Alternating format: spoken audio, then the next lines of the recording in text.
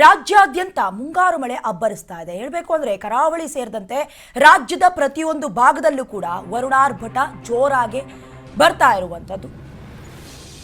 ಇನ್ನು ಉಡುಪಿ ಜಿಲ್ಲೆಯಾದ್ಯಂತ ರಣ ಮಳೆಯಾಗ್ತಾ ಇದೆ. ಬೈಂದೂರು ತಾಲೂಕಿನಲ್ಲಿ ವರ್ಷಧಾರಿಯಾಗ್ತಾ ಇದೆ. ಚಂಡಿ ಮಳೆಗೆ ಹಲವೆಡೆ ಪ್ರವಾಹ ಸ್ಥಿತಿ ಕೂಡ ಎದುರಾಗಿದೆ. ನಾವುಂದ, ಅರೆಹೊಳೆ, ಕುದ್ರು, ಸಾಲ್ಬುಡ, ಬಡಕೆರೆ ಸೇರಿ ಹಲವು ಹಳ್ಳಿಗಳಲ್ಲಿ ನೆರೆಯ ಭೀತಿ ಎದುರಾಗಿದೆ. ಇನ್ನು ನೀರಿನಿಂದ ರಸ್ತೆಗಳೆಲ್ಲವೂ ಕೂಡ ಜಲಾವೃತವಾಗಿದೆ. ಇನ್ನು ರಾಜ್ಯದಲ್ಲಿ ವರುಣ ಸೃಷ್ಟಿ ಮಾಡಿದಂತಹ ಅವಾಂತರಗಳು ಒಂದೆರಡಲ್ಲ.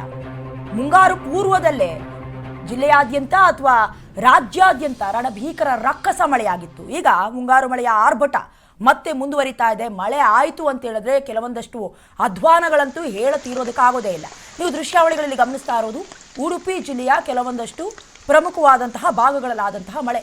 ಬೈಂದೂರು ತಾಲೂಕಿನಲ್ಲಿ ವರ್ಷಧಾರೆ ಆಗಿರುವುದು. ಚಂಡಿ ಮಳೆಗೆ ಹಲವು ಕಡೆ ಪ್ರವಾಹದ ಭೀತಿ ಎದುರಾಗಿದೆ. ಮುಖ್ಯವಾಗಿ ಪ್ರವಾಹ ಭೀತಿಯಿಂದ ಕೆಲವೊಂದಷ್ಟು ಮಳೆಯ ನೀರು ಮನೆಗೆ ನುಗ್ಗುವಂಥ ಸಾಧ್ಯತೆ ಇದೆ. ರಾತ್ರಿ ಇಡೀ ಜಾಗರಣೆ ಮಾಡಬೇಕಾದಂಥ ಪರಿಸ್ಥಿತಿ ಕೂಡ ಮಲೆನಾಡಿನ ಕೆಲವೊಂದು ಭಾಗಗಳಲ್ಲಿ, ಕರಾವಳಿಯ ಕೆಲವೊಂದಷ್ಟು ಪ್ರದೇಶಗಳಲ್ಲಿ ಈಗಲೂ ಇದೆ.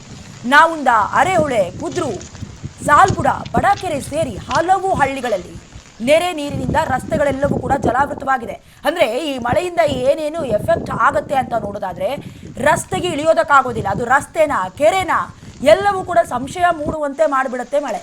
ಮುಖ್ಯವಾಗಿ ವಾಹನ ಸವಾರರು ಕೂಡ ಪರದಾಡುವಂಥ ಪರಿಸ್ಥಿತಿ ನಿರ್ಮಾಣವಾಗಿದೆ.